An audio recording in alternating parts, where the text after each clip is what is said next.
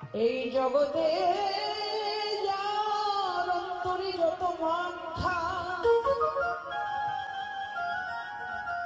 যার অন্তরে যত অভিমান,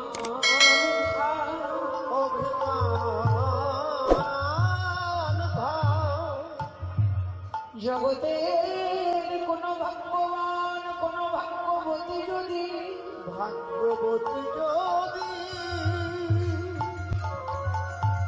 তার ভজনের বলে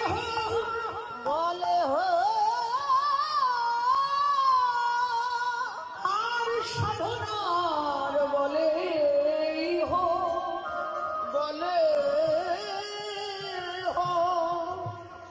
কিংবা কোন সৎগুরুর কৃপা বলে প্রভুর ওই ভুবন ভুলানো রূপে যারা নয়ন দেয়,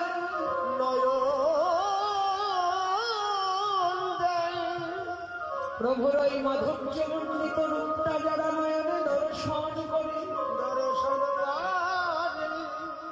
বললেন তাদের মা অভিমান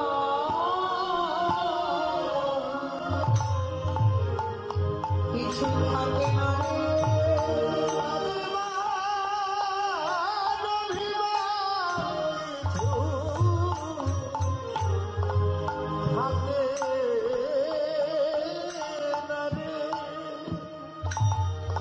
যারা আমার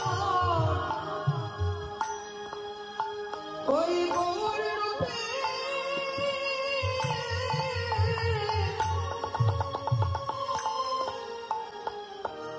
ওই গৌর রূপে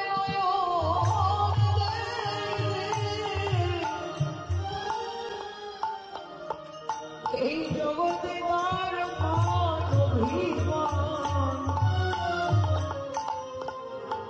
কিছু থাকে না রে। যারা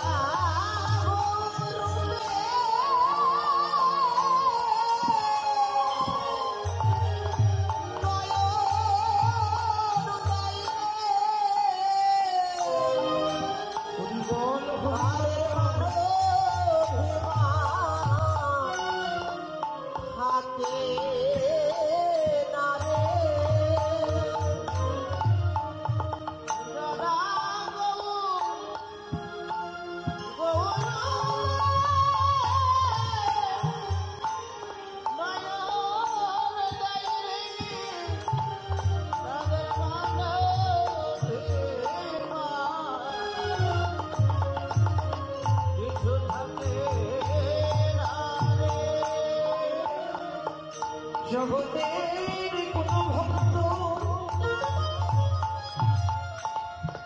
আমার গৌর গোবিন্দকে ভালোবেসে যদি তার মাধুর্য মণ্ডিত রূপটা নয়নে দর্শন করে, প্রভুর ওই ভুবন ভোলানো রূপটা যারা হৃদয়ে আশ্রয় করে,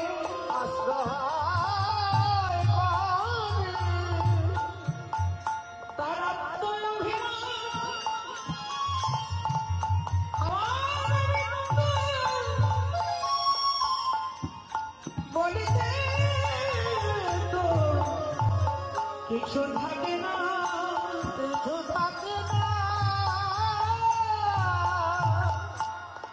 সব হারিয়ে গৌর গোবিন্দ চরণে সর্বস্ব সঁপে দিয়ে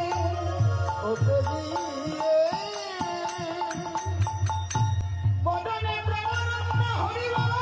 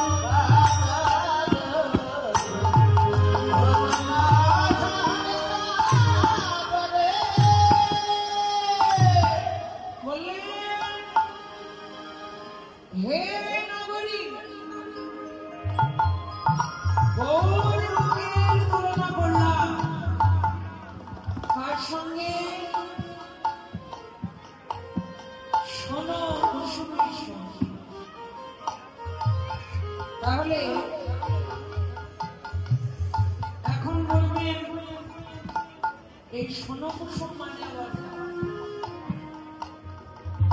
সোনকুসুম মানে হলো রক্তিম বলতে লাল টকটকে একটা পদ্ম ফুল। বললেন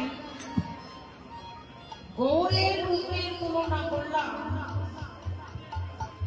লাল টকটকে একটা পদ্ম ফুলের সঙ্গে, কিন্তু নাগরিক গৌর হরি রূপ দর্শন করে যখন লাল টকটকে পদ্ম ফুলের সঙ্গে তার রূপের তুলনা করতে গেলাম, ভাবনার নয়ন দিল। একবার প্রভুর রূপ দেখছি, একবার ওই লাল টকটকে পদ্ম ফুলটাকে দেখছি, কিন্তু প্রভুর যে রূপ আর ওই পদ্ম ফুলটার যে রূপ, পদ্ম ফুলটার রূপ গৌরহরি রূপের কাছে হার মেনে যায়। আমি আক্ষেপ করে বলতে লাগলাম কিসের বা গণি, আমার গণনাকেই ঠিক, আমার বর্ণনাকেই ঠিক। তাই তো প্রাকৃত কোনো বস্তুর সঙ্গে অপ্রাকৃত বস্তুর তুলনা হয়। পদ্ম ফুলটা হলো প্রাকৃত বস্তু, আর গৌরহরি হলেন অপ্রাকৃত বস্তু। হলো না লাল টকটকে পদ্ম ফুলটার সঙ্গে আমার গৌর রূপের তুলনা হলো না, তুলনা হলো না। লাল টকটকে পদ্ম ফুলের সঙ্গে যখন গৌর রূপের তুলনা হলো না, এবার রূপের তুলনা করতে গেলাম পৃথিবীর সবচাইতে বৃহত্তম একটা বস্তুর সঙ্গে।